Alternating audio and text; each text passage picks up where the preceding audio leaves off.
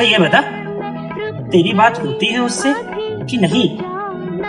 बात तो छोड़, मैं उसकी शक्ल भी देखना ना चाहूँ। दोबारा ये सवाल किया तो अभी कभी यहाँ से चला जाऊँ। अरे सॉरी सॉरी सॉरी सॉरी, बैठ बैठ बैठ।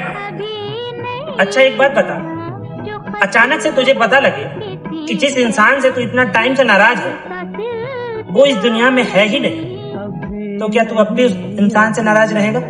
गलवगल है क्या? Of course not.